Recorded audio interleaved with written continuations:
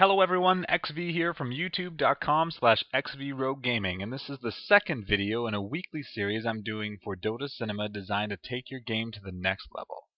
With 4 different posts and an aggregate of over 400 thumbs up, this week's video will be on roaming and ganking.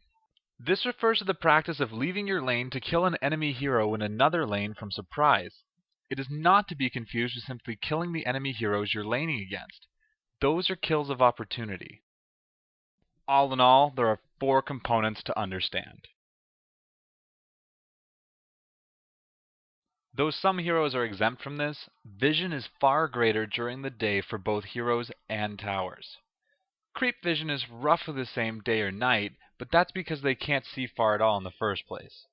Outside of radius, vision is also limited by trees and higher ground. As Radiant, here's your standard vision up to just past the river during the day. Now let's compare that to night. Likewise, let's do the same for Dire. Day, then night. Combining the two, we see that there are particular areas that are best for staging your ganks. Moving between lanes is easier said than done. There are several points of failure. MIA calls, being seen by wards, and being seen by players.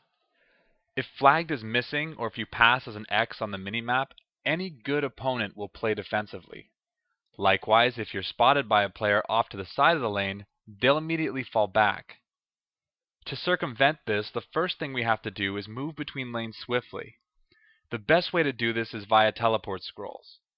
Falling back out of sight and teleporting to a different lane will normally let you get into a ganking position before the missing call is either said, or failing that, before it's been reacted to.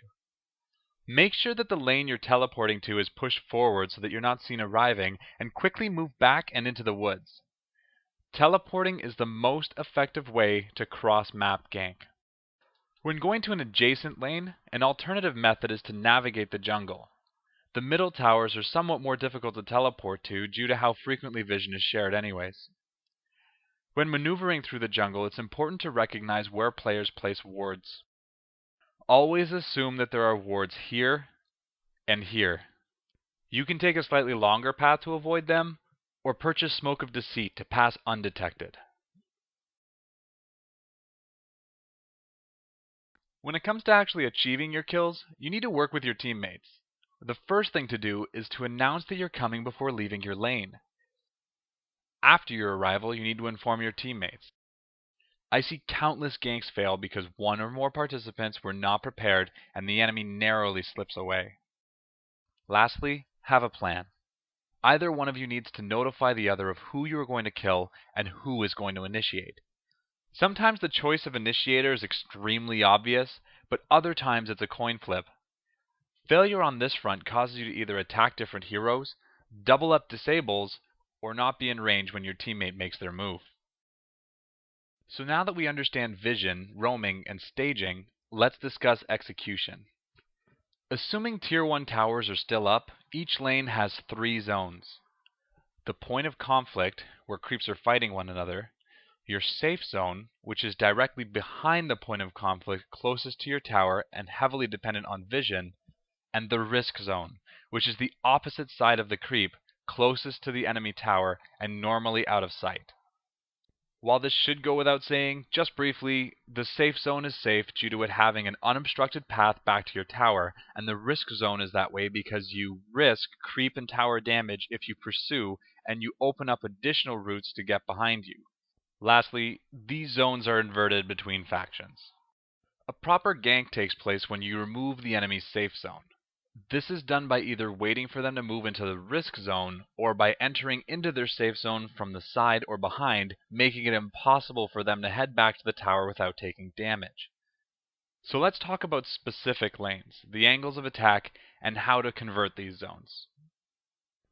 This is the kill box. It's the primary gank location for a number of reasons you'll notice are repeated between the 3 lanes.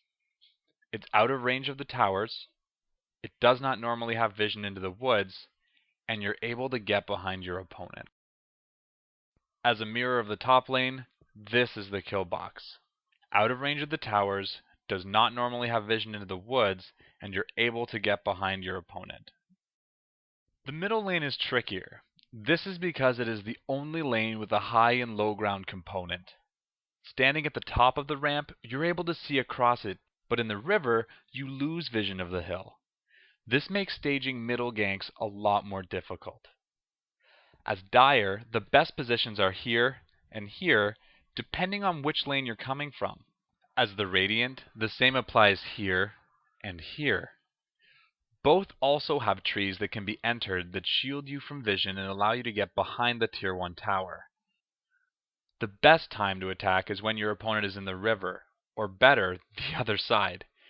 This is easiest to execute at night because even though they have the high ground advantage, you are able to get incredibly close before being seen. So we know how to move unseen and what to do when we get to lane, but when should we gank? Leaving your lane is a difficult affair and is a measure of priority. Beyond cruel enjoyment, the reasons for ganking are straightforward. If leaving your lane is going to get your teammate killed, or if you're leaving your lane empty, you are not going to net an advantage. For any lane, the best time to gank is immediately after a kill of opportunity in your own lane or sending your opponent back to base. Your enemy in lane won't be there to call that you're missing. Though this favors the middle lane predominantly, another key deciding factor is rune spawn. For a detailed description of rune swaying, see my video on playing a dedicated ganker hero linked below. Having learned all about performing them, I couldn't end this guide without briefly touching on shutting down ganks. Disrupting a gank can be done by interfering with any of the areas we talked about. Vision of the river and rune locations is paramount. Placed at the mouth of your jungle, you'll be able to see when an enemy hero is coming via the river and what rune they've acquired. Vision of the staging areas is the next most important thing. These wards can go to waste if no ganks are attempted, whereas the ones in the river will serve the secondary purpose of rune watching. But they're worth the gold for peace of mind, often letting you make aggressive plays you might have thought twice about otherwise.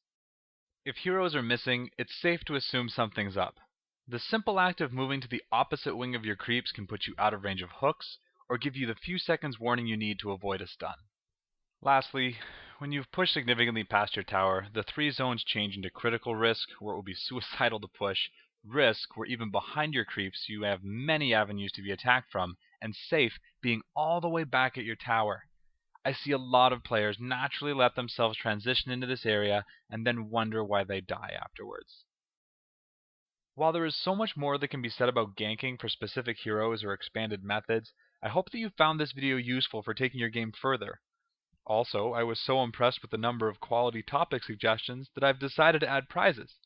To be eligible, simply be subscribed to my channel and suggest a topic you'd like to learn about in the comments below.